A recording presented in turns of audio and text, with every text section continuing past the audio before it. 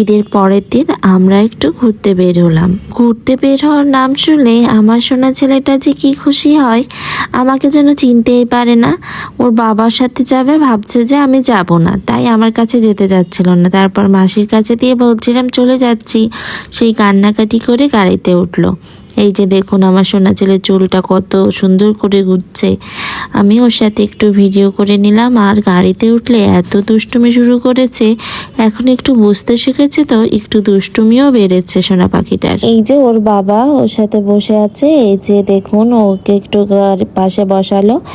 আর সোনা ছেলেটা এত দুষ্টুমি করছে যেন ওই গাড়ি চালাবে। আর এই যে কোল্ড কফি আমার জন্য ওর বাবা কিনে আনলো, আর ওই খাবে এমন একটা ভাব। তারপর আমরা একটু ভিডিও করে নিলাম, তারপরে ঘুরতে বের হয়ে পড়লাম। ঘোরা বলতে এই যশোর বাইপাস রোডে গেলাম। তারপর একটু এদিক ওদিক ঘুরে সময়টা কেটে গেল। আর এই যে সোনা ছেলেটাকে একটা বেলুন কিনে দিল। তারপর আমরা একটা রেস্টুরেন্টে খেতে চলে আসলাম। আমাদের ঘোরাঘুরি মানে কোনো একটা রেস্টুরেন্টে বসবো, একটু খাওয়া দাওয়া করবো, এই হলো ঘোরাঘুরি।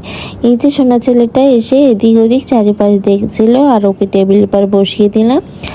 আর এই যে দুষ্টুমিগুলো করছে আমার পাখিটা, আর ওর একটু ভিডিও আমি করে নিলাম। ওর বাবাকে তখন কি পরিমাণ কি করছে, ওর বাবাকে আদর করছে, আবার শুয়ে পড়ছে।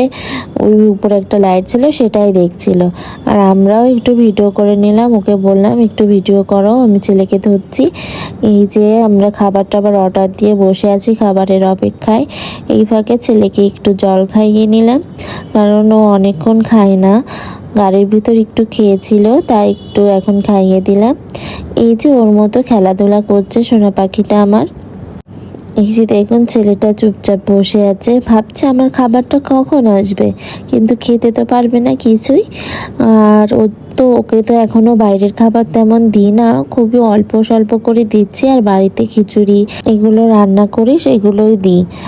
আর এই যে ও খেলনার ওখানে যে ও যাবে এরকম একটা ভাব, কারণ ওখানে সব বাচ্চারা খেলছিল। এই যে ভাইয়ারা এসেছিল, তাই ভাইয়ারা একটু হালকা পাতলা খেলো। আমরা খাওয়া দাওয়া করে বাড়ি চলে আসলাম।